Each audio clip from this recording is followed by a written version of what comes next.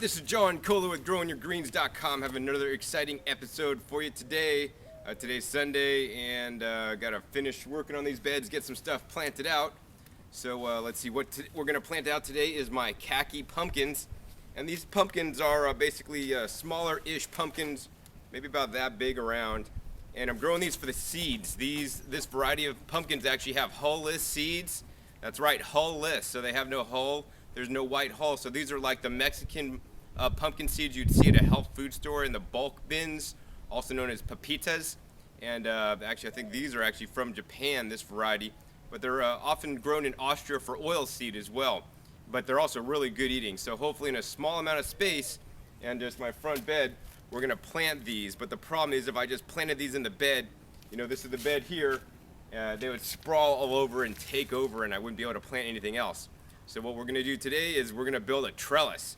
And I thought about all the different trellis things I could be doing and the different trellises I could be using, including some of the other ones I use already are, you know, the hog fencing right there, going up the bean trellis, and then I have other basically galvanized roll fencing that I unrolled and basically put stakes in. But I wanted something a little bit more substantial and something that's gonna kind of blend into the arbor theme. And I have my redwood arbor there. So what I'm gonna do actually today is we're gonna take redwood stakes and we're just gonna build a trellis, and you're gonna see how easy it is to build a trellis out of redwood stakes and some screws and some curious ways to measure the spacing on the trellis. It's kind of cool. Now I'm gonna show you how easy it is to build a custom 8-foot by 8-foot trellis. And I'm not gonna even use a tape measure, that's how skilled I am. All you're gonna need basically is a drill with a drill bit to you know, pre-drill your holes so you don't get any wood splitting. And then we'll need a bit to sink the screws, and this set I think believe comes with a little bit inside the box. And let's see, then we got these 1 by 2 by 8 foot pieces of redwood, and nice pieces of redwood here. They're about $2 each, my local Home Depot. And last thing we got is some shipping boxes. Yep, I said shipping boxes that are all 7 by 7 by 6. And the great thing about this is each of these are going to define each square. So each square is going to be actually identical, the same exact size, you know, and dimension. And once I'm done with these, I could actually reuse them for shipping. So it's really smart. And you know, I could use a tape measure, but that might be a little bit harder. So, you know, in mass production scales, they make what's called a jig or like a template. And you know, I'm using this as my template. Of course, if I had a factory doing this, I'd have a whole template set out. But just doing this once, I'm just gonna use some shipping boxes. So you'll get to watch how it's done. So the first step is to build our shipping boxes, and we're just gonna basically take them and just put them together.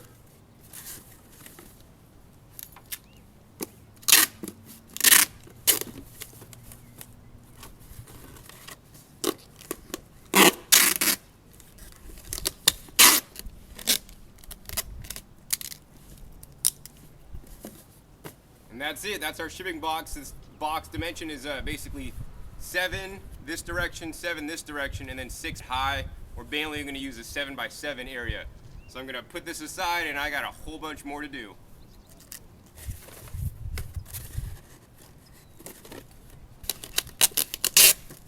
Here's the last one.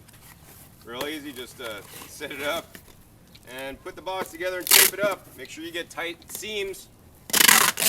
We're going to tape it up the box so they'll all be the same size and shape. Otherwise it'll be like a millimeter off. We can't have that. Alright, so that's the last box. There you go. Now here's the cool part. We're going to do the layout. So now we're going to use the cardboard boxes as our spacers. I'm going to take one box, put it on this end. That's the space between the uprights on that side. Then we're going to take another box up on the top, and that's the spacer on that side. All right, next step, more boxes. I'm going to put another box on this side, another box on this side.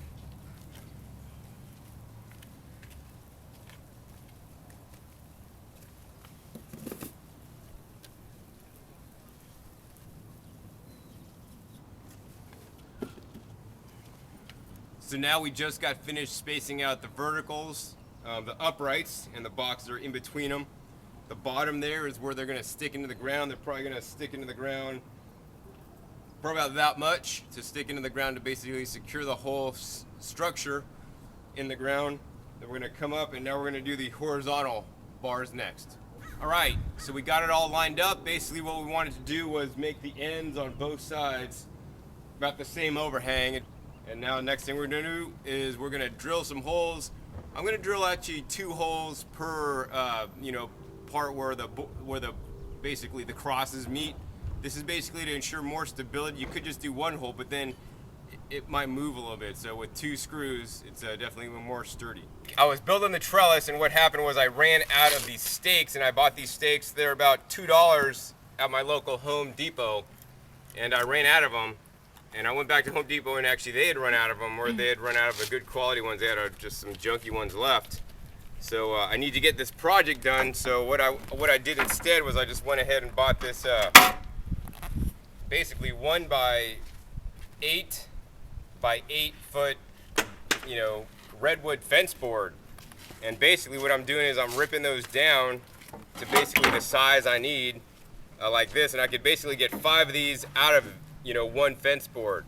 So that's like if I bought these were $2. This would have cost me $8, but this was like $7. So I'm saving a whole $1, but the problem is I have to saw all these up, and I already got a big pile, and it's taken a while. So it's probably worth it just to buy the stakes individually instead of ripping them up, unless you have a professional saw and you're totally comfortable ripping wood down. I don't really mind it.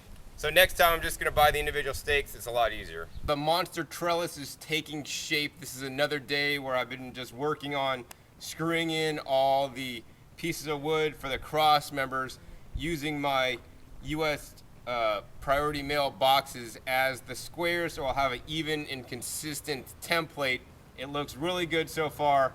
I'm basically putting 2 screws in at each joint, so this way we don't get flex. If you just put 1, it could get a lot of flex. And so what I basically do is I pre-drill the hole first.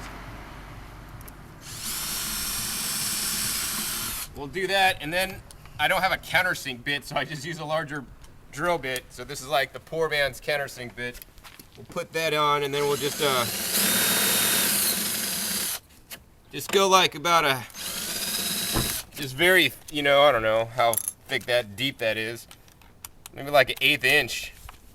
And then I'll basically screw in a deck screw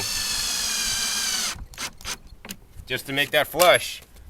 And that's how it is. I've been basically doing ones down the row, and then I'll go back and fill in the second one to give it the stability that I desire. All right, so that's the update from this time. Probably the next update, you'll see the whole trellis completed. And then I get to do another one just like this for the backside, because this is a 4-sided trellis. It's gonna be pretty crazy. So I have finally completed the trellis after several nights of work, and we're gonna install that today. This is an 8 foot by 8 foot trellis with about 7-inch squares as the sides. Each cross has 2 screws, and this is nice and sturdy. It's actually also nice and heavy. And we're gonna go ahead and erect this into the bed.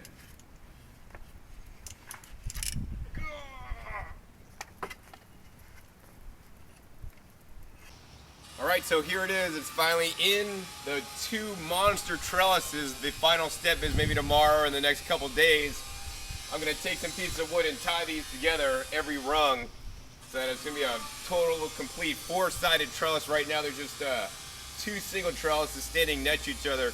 It took a while to get them sunk in and then actually lined up, so that's gonna work. But these are the 15 khaki pumpkin plants. Now, once again, these khaki pumpkins will make nice sized pumpkins, but these pumpkins are grown specifically for the oil seed or for the edible seeds. So the seeds are high in oil, but also edible.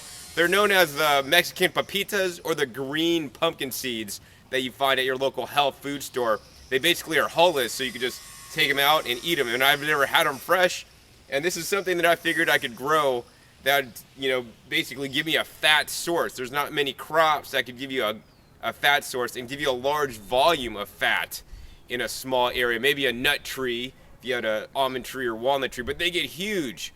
or if you could grow a field of, sesame seeds, they would be a fatty seed. But so I'm gonna try the pumpkins and see how that works as a viable fat source, and see if I get a lot. These trellises, they cost me about I think about $30 each. So that's definitely some expensive trellises there, and I'm really into my gardening. But you know what? If you don't have a lot of space, you got to grow vertically. And these trellises are well made. They will last many years, and I'm proud of my work. So this is John Kohler with growingyourgreens.com. We'll see you next time, and grow vertically. It's good for you.